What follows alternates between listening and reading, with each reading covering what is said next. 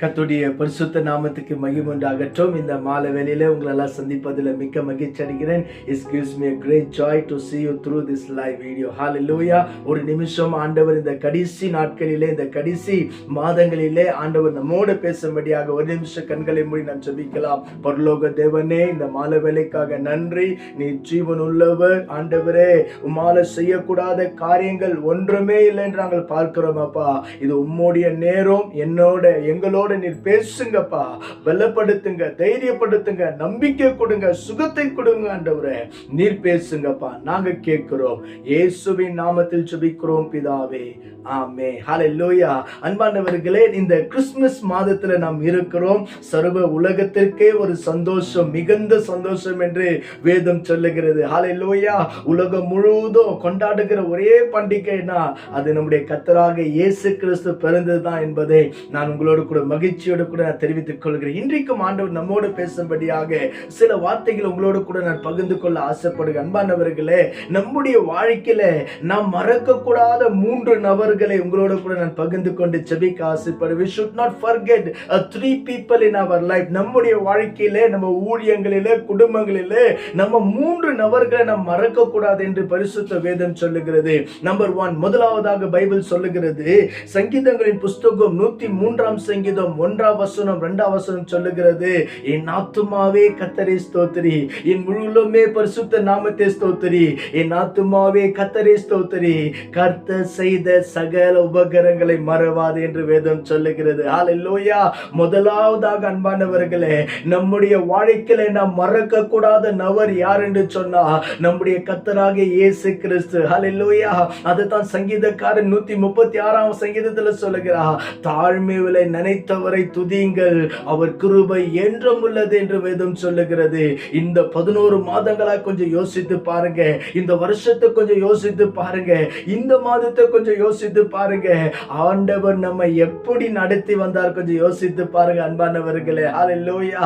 சொந்து போன நேரமெல்லாம் நம்மளை பலப்படுத்தினாரே, கஷ்டத்தின் நேரத்துல எல்லாம் நமக்கு உதவி செய்தாரே. இப்படியாப்பட்ட நல்ல தெய்வத்தை நம்ம வாழ்க்கையில மறக்க கூடாது என்று சங்கீதக்காரன் தாவீது சொல்லுகிறத பார்க்கிறோம். எரேமியாவின் தீர்க்கதரிசன புஸ்தகத்துல 2ஆம் அதிகாரம் 32ஆம் வசனத்துல எரேமியா வேதனையோடு சொல்லுகிற ஒரு வார்த்தை என்ன தெரியுங்களா? என் ஜனமாகிய இஸ்ரவேலர்கள் என்னை மிக காலமாய் என்னை மறந்து போனார்கள் என்று எரேமியா தீர்க்கதரிசி மூலமாய் கர்த்தர் சொல்லுகிறார். அன்பானவர்களே, இந்த மாலை வேளையில உங்களை பார்த்து ஆண்டவர் சொல்லுகிறார், எந்த சூழ்நிலையில நான் இருக்கட்டும், அல்லது நீங்க போகிற அனுபவம் தண்ணீரின் ஒரு தண்ணீரின் அனுபவத்துல போகலாம், ஒரு ஆறுகளின் அனுபவத்துல போகலாம், அல்லது அக்கினி போல ஒரு பரீட்சையான ஒரு அனுபவத்துல போகலாம், அல்லது பாஸ்டர் நான் வாழ்கிறதோட மரித்து போன நல்லமா இருக்கும் என்ற அனுபவத்துல போகலாம். இந்த மாலைவேளை உங்களுக்கு ஒரு நற்செய்தி. ஹல்லேலூயா.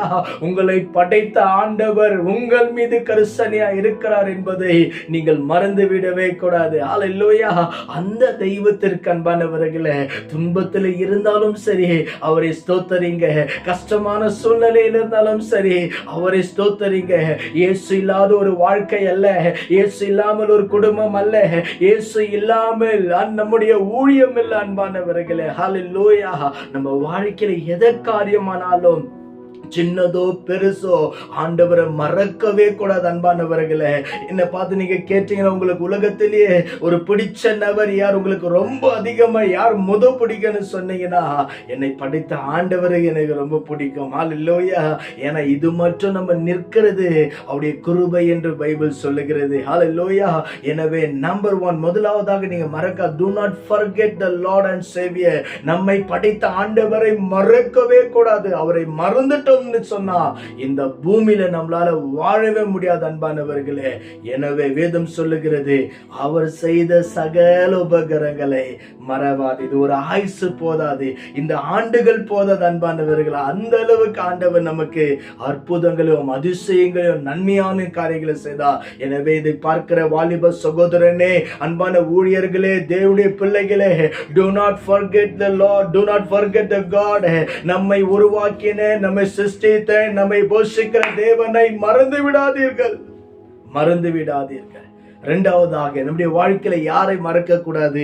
எபிரேயர் புஸ்தகம் 13ஆம் அதிகாரமும் 7ஆம் வசனம் 16ஆம் வசனம் சொல்லுகிறது, நமக்கு போதகராய் கர்த்தர் கொடுத்த ஆவிக்குரிய தகப்பனை நாம் மறந்துவிடக் கூடாது. அன்பானவர்களே, ஹல்லேலூயா. நம்மை உருவாக்கின நம்முடைய தகப்பன், நம்முடைய பாஸ்டரை நம்ம மறந்துவிடக் கூடாது. பைபிள் சொல்லுகிறது, எபிரேயர் 13:7 எபிரேயர் 13:16 சொல்லுகிறது, உங்களை நடத்தினவர்களை மறக்காதீர்கள், அவருடைய முடிவை பின்பற்றுங்கள் என்று வேதம் சொல்லுகிறது. இன்றைக்கு பாருங்க அன்பானவர்களே, ஆவிக்குரிய வாழ்க்கையில வளர கர்த்தரோடு கூட நெருக்கமா இருக்க அன்பானவர்களே, இன்றைக்கு நம்முடைய பாஸ்டருங்க நமக்கு எவ்வளவு உதவி செய்து இருக்கிறார் யோசித்து பாருங்க. இந்த கடைசி மாதத்துல ஆண்டவருக்கு மனதார நன்றி சொல்லுங்க. எந்தெந்த ரீதியில் ஆண்டவர் துதிக்க முடியுமோ அப்படியாய் துதிங்க. இரண்டாவது, நம்முடைய பாஸ்டர் மார்க்க சே தேங்க் யூ மை பாஸ்டர், பாஸ்டருக்கு ஒரு தேங்க் யூ சொல்லுங்க. அல்லது ஏதாவது ஒரு ரீதியில நமக்கு போதித்த நம்மை நடத்தின போதகரை நாம் மறந்து விடக்கூடாது அன்பானவர்களே. ஹல்லேலூயா. தாவீதுக்கு ஒரு வெற்றிக்கான காரணமே என்ன தெரியுங்களா? சவுல் எவ்வளவு போராட்டங்கள் பிரச்சனைகள் சவுல் அந்த தாவீதுக்கு கொடுத்தாலோ, தாவீது ஒரு இடத்துல சொல்றா, என் அபிஷேகம் பண்ணப்பட்ட சவுலின் மீது நான் கை போட மாட்டேன். ஹல்லேலூயா. காரணம் என்ன தெரியுங்களா? சவுல் தான் அந்த கோலியாத் அடிக்க கொண்டு போனார் என்று வேதம் தெளிவாய் நமக்கு சொல்லுகிறது. ஹல்லேலூயா. அவ்வளவு பெரிய கோலியாத்தை அடித்த தாவீதுக்கு சவுல் அடிக்க முடியாதா? காரணம் என்ன? என் எஜமானாகிய சவுலின் மீது கர்த்தருடைய அபிஷேகம் இருக்கிறது என்று அந்த சவுலை கனப்படுத்தினதாக வேதம் சொல்லுகிறது. இந்த காலத்துல அன்பானவர்கள் நிறைய பேர் நம்ம பார்க்கிறோம், கொஞ்சம் ஊழியத்துல வளர்ந்துட்ட உடனே பாஸ்டர்களை மறந்துடுறாங்க.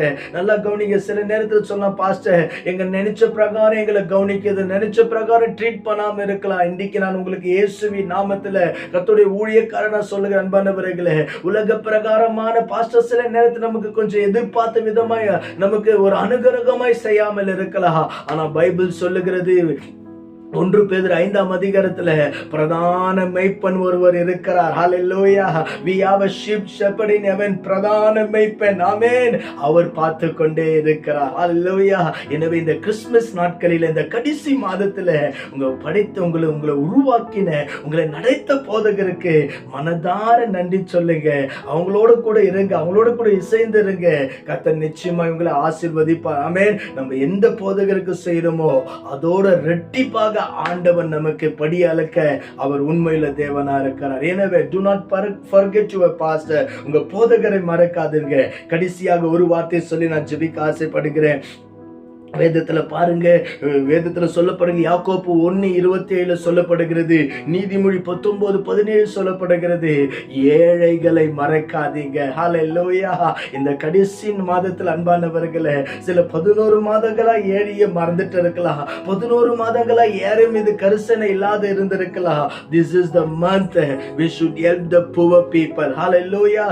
ஏழைக்கு இறங்குறவன் கர்த்தருக்கு கடன் கொடுக்கிறான். டைரக்டா ஏழைக்கு செய்வோம் என்று சொன்னார். அவன் கர்த்தருக்கு கொடுக்கிறான் என்று நீதிமொழி 19:17 சொல்லப்படுகிறது.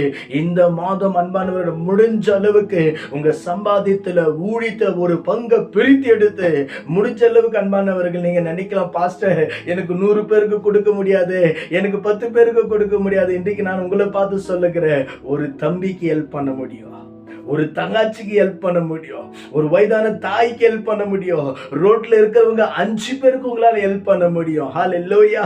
எனவே அன்பானவர்களே, ஏழைக்கு இறங்குங்க. 40ஆம் சங்கீதத்துல ஏழைக்கு இறங்கும் போது ஆண்டவர் கொடுக்கிற ஆசீர்வாதங்கள் 40ஆம் சங்கீதத்துல எழுதப்பட்டிருக்கிறது அன்பானவர்களே. ஹல்லேலூயா. படுக்கையில இருக்கிற அவனை கர்த்தர் தாங்குவார் என்று பைபிள் சொல்லுகிறது, அவனுடைய மரண படுக்கையை மாற்றுவார் என்று பைபிள் சொல்லுகிறது.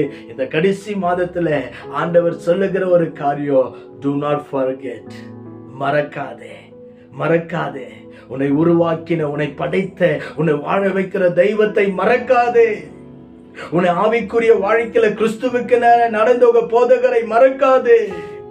இன்றைக்கு ஏழை எளியவர்கள் இருக்கிறாங்க. 3 வேளை நம்ம சாப்பிடுறோம், 2 வேளை சாப்பிடுறவங்க இந்தியாவில் இருக்கிறாங்க. ஏன் நம்ம பட்டணத்துல இருக்கிறாங்க. 2 வேளை சாப்பிடுறவங்க, 1 வேளை சாப்பிடுறவங்க இருக்கிறாங்க. எத்தனையோ பேரை பார்க்கிறோம். முடிஞ்ச அளவுக்கு இந்த மாதத்துல ஆசைப்படுங்க அன்பானவர்கள், ஒரு தாகம் கொள்ளுங்க. அதற்கான வழியை கர்த்தர் திறந்து கொடுக்க வல்லமுள்ளவராய் இருக்கிறார். ஹல்லேலூயா. எனவே இந்த வார்த்தையை நீங்க மறக்காதீங்க, இந்த வார்த்தையை விட்டு விடாதீங்க. கர்த்தர் நம்மோடு பேசி இருக்கிறார். ஆமென். Do not forget God. Do not forget your pastor.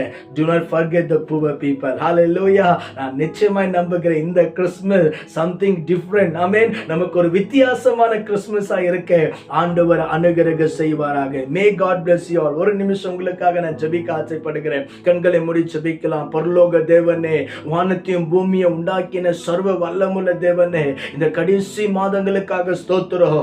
எங்க வாழ்க்கையில செய்த ஒவ்வொரு நன்மைகளோ Lord, we remember every good things that you have done in our life, Lord. You have done in our family, you have done in our ministry, Lord. அப்பா, நீ செய்த நன்மையை நினைக்கிறோம். We remember Jesus, we remember God. ஆண்டவரே, நாங்கள் நினைக்கிறோம் ஆண்டவரே, எங்களுக்கு போதகரை நினைக்கிறோம், ஏழைகளை நினைக்கிறோம் ஆண்டவரே. இந்த செய்தியை பார்க்கிற ஆண்டவரே ஒவ்வொருத்தரோட பரிசுத்த ஆவியானவர் கிரியை செய்ய வேண்டுமாய் உம்மை நோக்கி நாங்கள் ஜெபிக்கிறோம் ஆண்டவரே.